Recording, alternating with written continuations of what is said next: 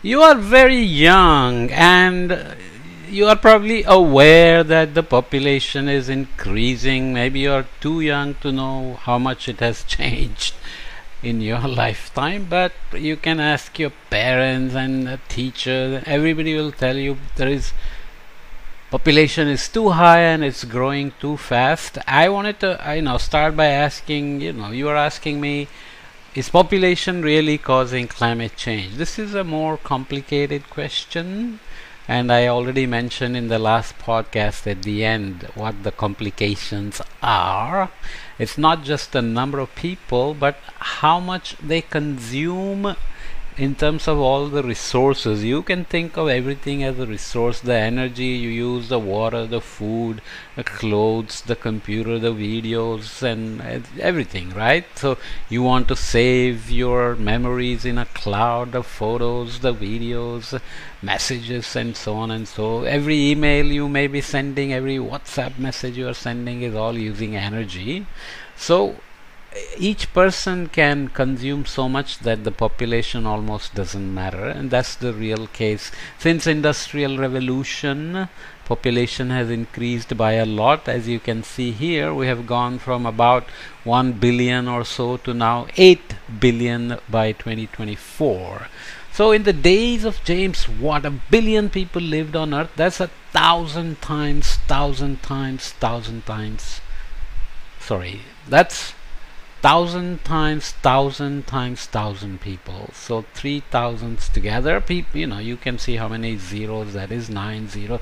People traveled by horse and cart, and there was no such thing as cars. The steam train had been just invented by Watt, and lots of people lived in the big families in small cramped houses. There was no toilet and no water supply for everybody. Contagious diseases seized their chance via the poop bucket and the water pump, and cholera and so on were around. People were more likely to become ill, and if they were ill, more likely to die, as there weren't many effective medicines yet. It took another 123 years before there were 2 billion inhabitants on Earth. You can see here the distance between 1 billion here and 2 billion here. That's 123 years. That was in 1927.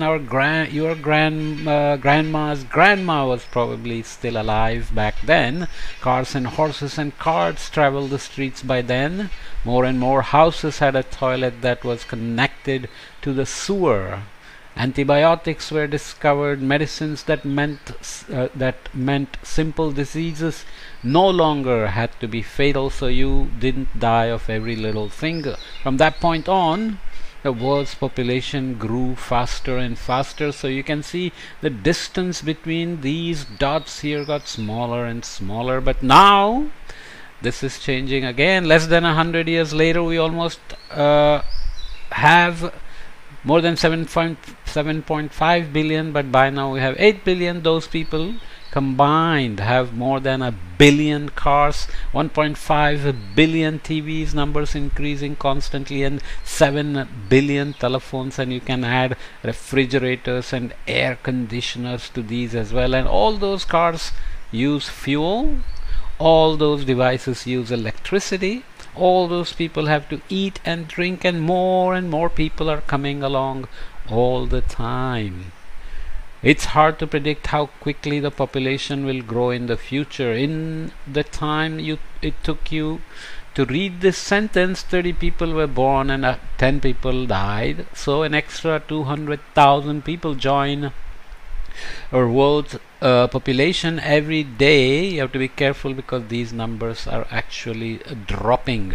If this continues, we will have 11 billion inhabitants in 2050, which is not far for you who's still young, and 17 billion in 2100. But I should always remind you that these numbers are estimates of what will happen in the future, based on assuming that people will continue to have children the same way they do now, get married, have children, 2 or 3 or whatever. But that's not true at all. In many countries, women are not getting married, and even if they get married, they're only having one child, and sometimes no children at all. So the so-called fertility rate, the number of children a woman has as you know in her childbearing age, is decreasing. Per woman there are fewer and fewer kids, but it seems that women are on average having fewer children. So you probably don't have as many brothers and sisters as your grandmother and grandfather had. I had 3 sisters and 2 brothers, but I don't have any children, and my brothers and sisters only have 1 or 2 children each. So that's a big drop already, right? If that trend continues, there will be on 9.5 billion inhabitants in 1950 and 11 billion in 2100. That's still a lot, but what if this number even drops faster?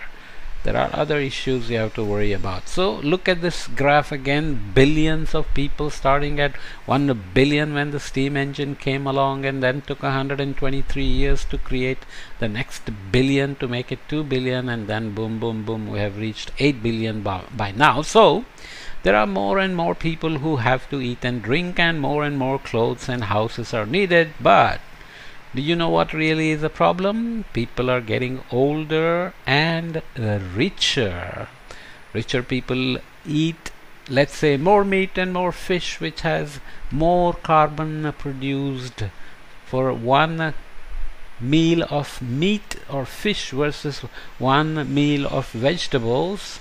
The way they are produced, you emit much more carbon when you eat meat or fish. Just remember that. I'm not saying you change your ways, I'm just telling you this is what happens, right? And older and richer people, of course, that's very nice. We are living long and we are richer, but those long and luxurious lives consume a lot of energy, because rich people use a lot of machines and gadgets and go on a lot of vacations and have 1 or 2 cars and buy new things all the time.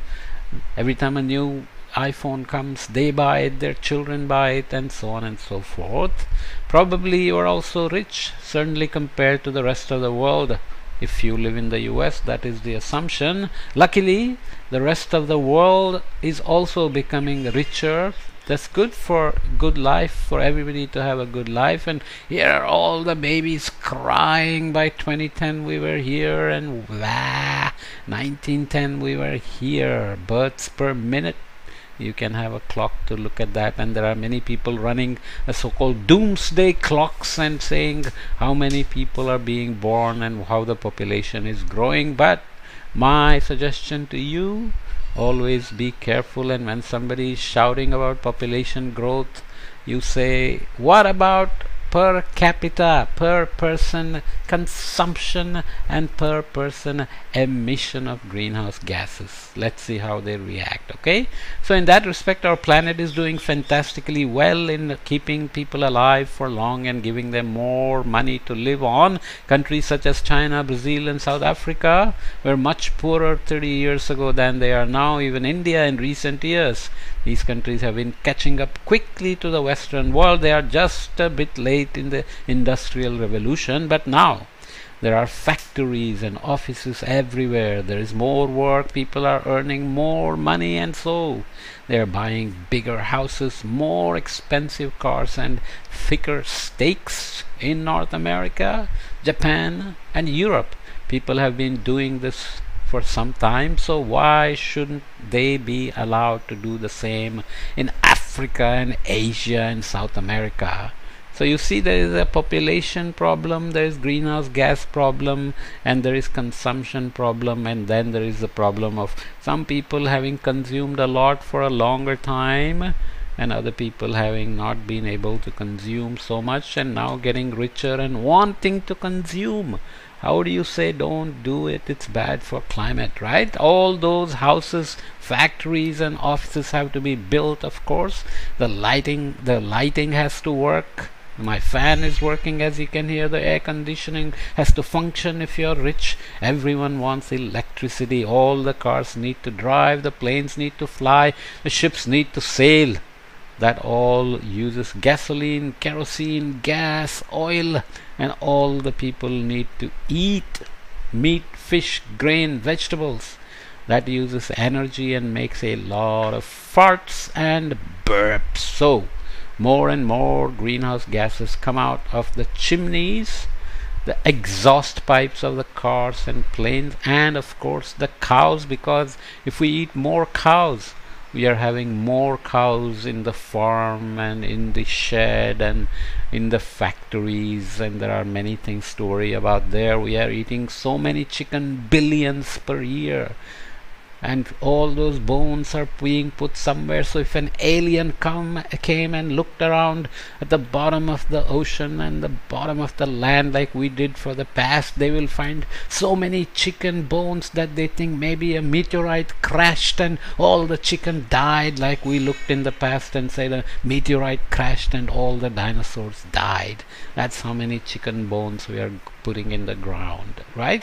So we have a large impact. Population increase is a problem in many things, including less space for birds and animals, and really lovely animals like elephants and tigers and lions and so on and so forth. But when we want to compare populations and greenhouse gases and global warming, we still have to be careful. That's the main message. We'll come back and look at what's coming out of the chimney and the cow farts and all the burps and so on and so forth. These are critical issues, important issues, but still you have to be aware of the little nuances, as we call them, or the subtleties, where you just don't say population is increasing and that's bad for climate change. But I think I made this point enough. Now we'll come back and talk about the chimneys and the cow farts and the burps. Okay, do come back, children.